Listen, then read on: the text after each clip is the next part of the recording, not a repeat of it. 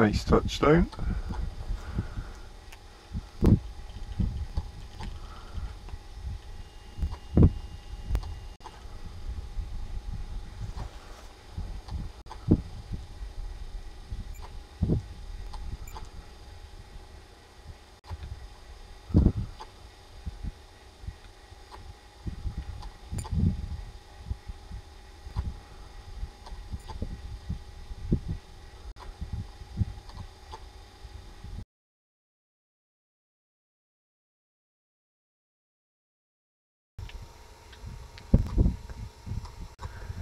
And he's probably going in to practice the jogging sideways up the hill.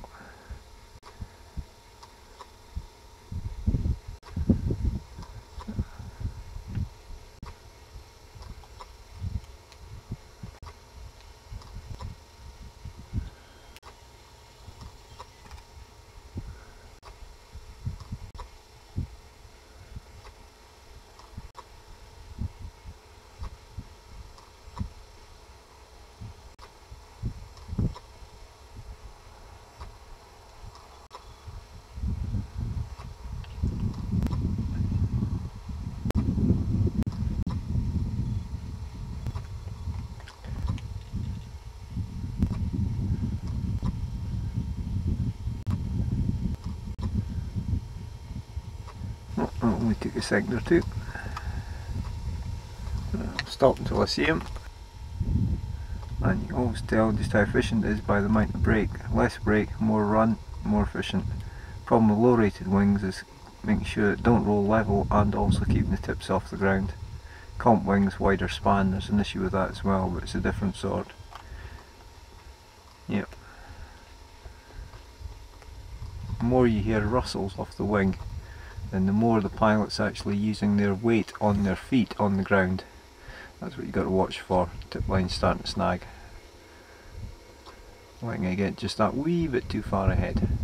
Check the airspace, surge, step right, roll right as the pilot steps down.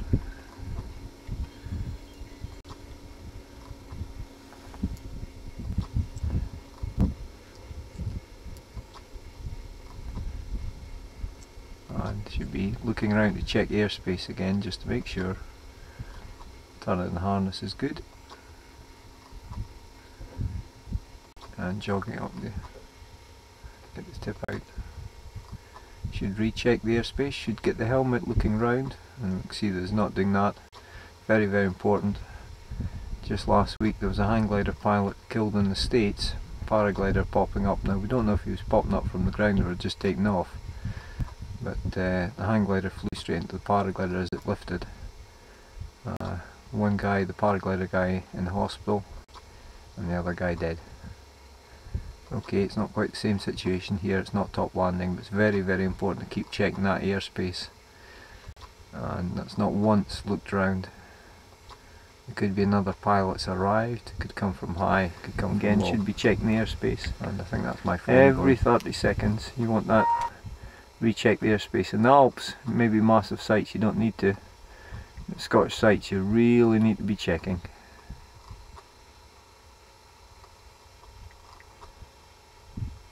Yeah, he's looking round this way but not round to the other side of the hill, the left beat as it were, behind him. Yeah, he's checked now, so that's fine, that's good. And overhead for enemy taking off from the top or overshooting.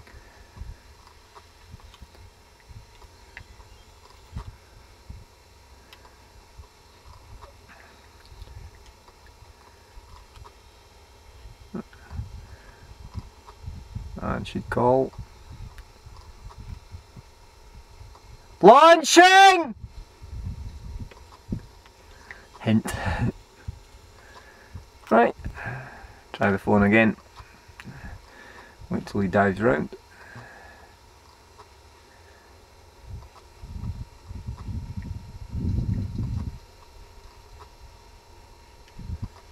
Good pilot though. Just getting used to the Scottish conditions and sights. Victor just coming in to land.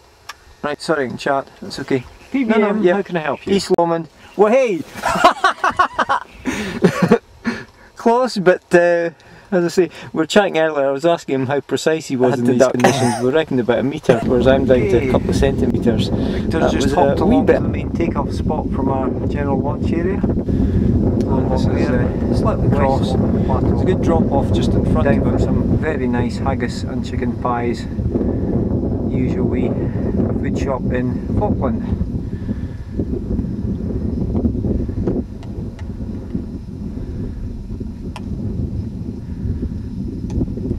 Walk to the rocks to get a better view.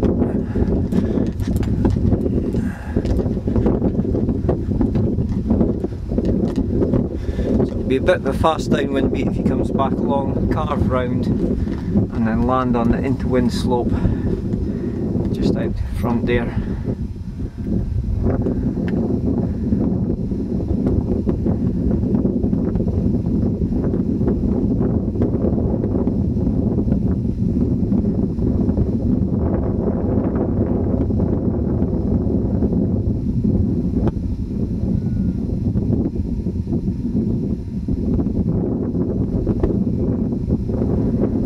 There's where turning, turn, step and assist, much more effective rather than trying to fight up on the brakes. And he's got it. As soon as he turned, started correcting.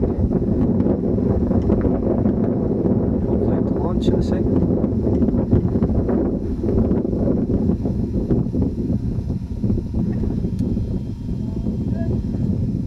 Yep. And then out into lift, transiting in the harness by now. Downwind beat. This is where you really need to be leaning back, so you need to carve round. So hard turn gauche.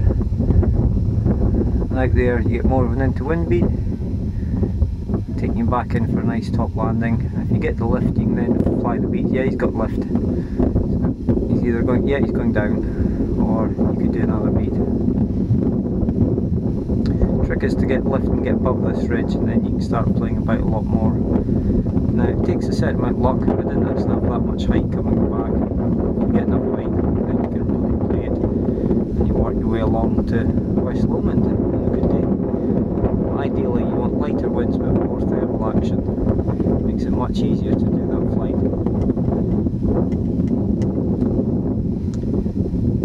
Yeah, just hovering, waiting for it. You'll call again. Hopefully. Now about now you want to be rotated if you can back in the harness. So much more control rather than upright.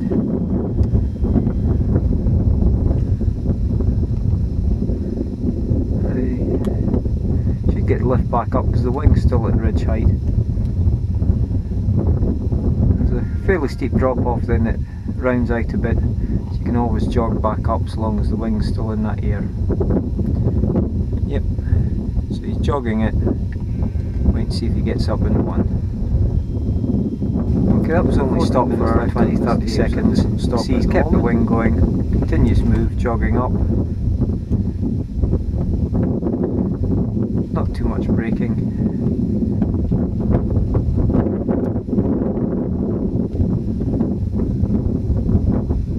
So ideally you want the wing roll to your left and just jogging up that face.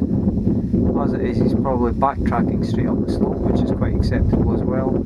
As the wing gets into more and more lift, you go for less and less brake about now. It stops it dropping back and it would take you up. But I don't know exactly what he's got underfoot, so he's probably making choices based on what he's seeing next to him, which is good.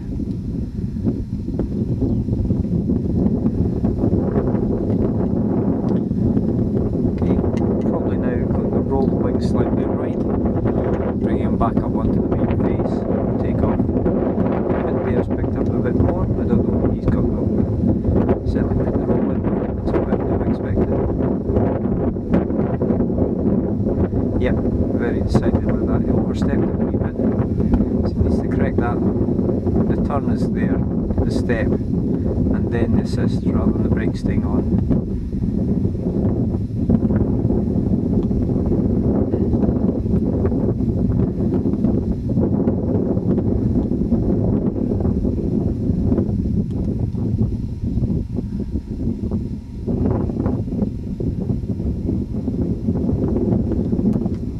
problems getting forward, you flick around backwards, changing the trim speed of the glider. Flicking around backwards so you're in the cross position, you get better weight onto the glider rather than standing upright. It's easier with the hands to avoid pulling brakes, and by pulling in effectively the wingtips, the trim speed of the glider while you're on the ground is increased by a couple of knots, and could be as much as 4 or 5 knots when you're in the air. Obviously there's a better slope along there than I thought, because he's chosen to go along that way, or he's finding it strong. So you've always got to judge by where you are and what the conditions are. You're down to just about 10 minutes of tape left on this tape. Ah yeah, he's jogging up, obviously seeing the mound. It looks to be better for the wind direction and the slope for flyability.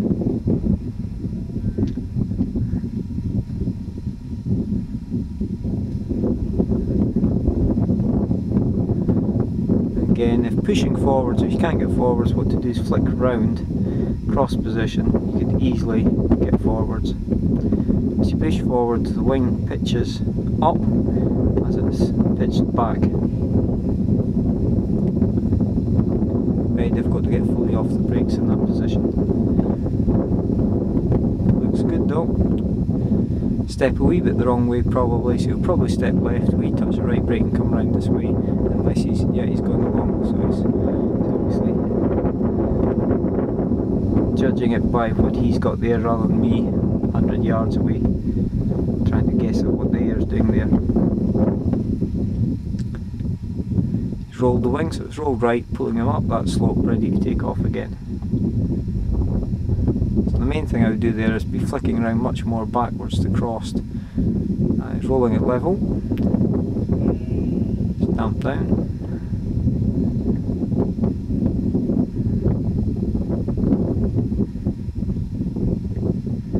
watch for lifting the legs too soon when you get lifted up. That's it, and rotate the harness, lean right, cut round, or he's obviously, yeah, he's got lift there, so he's made a good call to go left. And he's coming back round now. Presumably there's a secondary lift there, and he's gone out front to get the lift. With a bit of luck he might be coming right along this bead. Not sure if he's... no, he's still flying. Yep. Yeah, working lift up. See if he can get above this ridge height and fly all the way back here. Right, save the battery. I've got his flying suit next to the bag, so I'll load everything up and go along and join. Right, so we're debating whether it's just little hops along the ridge, there's East Lomond over there, or whether going for a big flight down and I'll drive retrieve. Walk a bit, okay.